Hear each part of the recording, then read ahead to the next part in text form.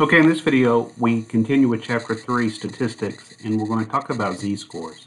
Z-score, the formula for a z-score is x minus the mean in the numerator divided by the standard deviation. So what a z-score is doing is that it is standardizing the data.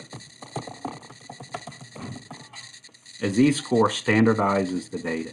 What it does is it measures how far an observation is from the average, and it measures it in units of measure or standard deviations. So how many standard deviations is this value from this? So it really gives you a relative measure of your data. If I look at these scores, and I might not know anything about the underlying data, but when I look at a z-score, I can see how far it is from the average in measurements of standard deviations. So let's go ahead and calculate it.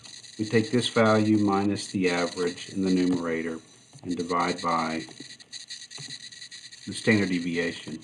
And I'm going to copy this down, so I need to put some dollar signs around and copy that down. So this tells you how many standard deviations. So what this is saying is that this value is 2.73 standard deviations smaller than the average.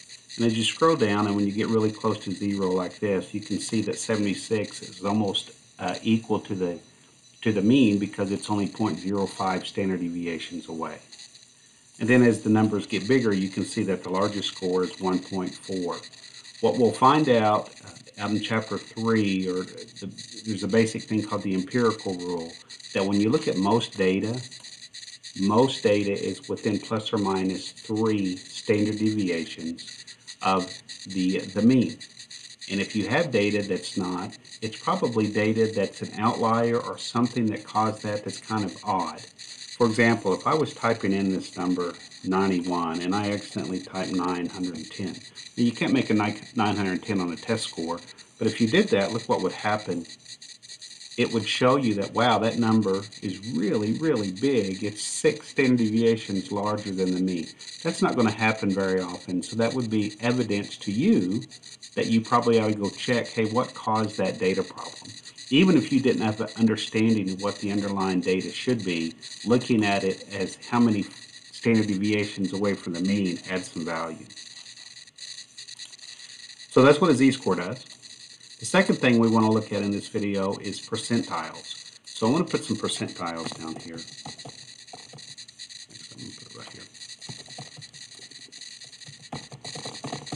Now I'll put 0.01, 0.05. So these are inputs. And I'm going to show them as a percent. And then over here, I'm going to say the value at or below. So if I wanted to find the percentile of this data set,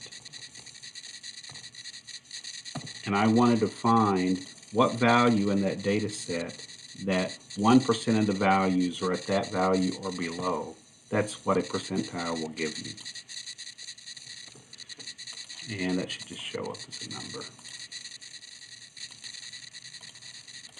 And it's not necessarily a number in the data set, but it says that if you scored a 37, that means that you would score in the first percentile, or that 1% of the scores are at this value or less. And since I've got that formula and I put dollar signs around my data set, I can copy it down.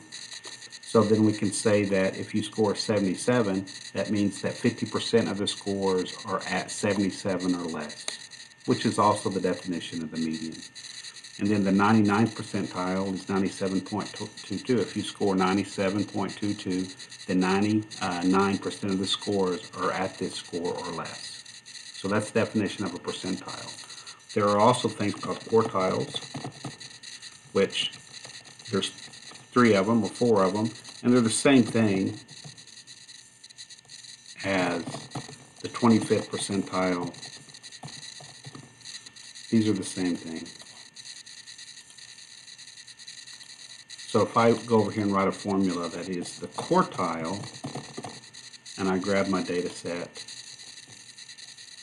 and then look at the argument, either the first, second, third. If I put in 1 or reference this 1, that should be a number.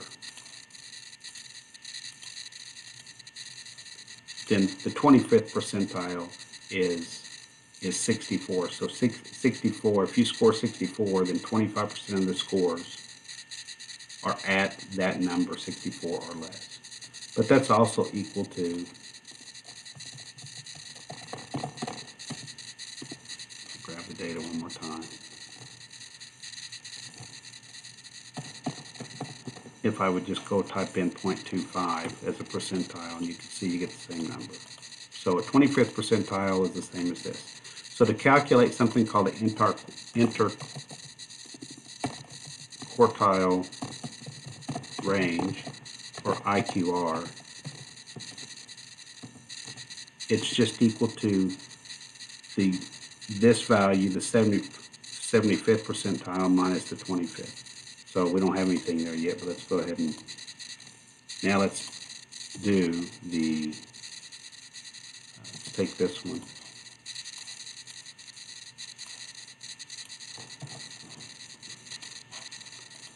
Put here, and then let's just change that to the 75th percentile. Oops. There. So the entire quartile range is 89.64, which would be that.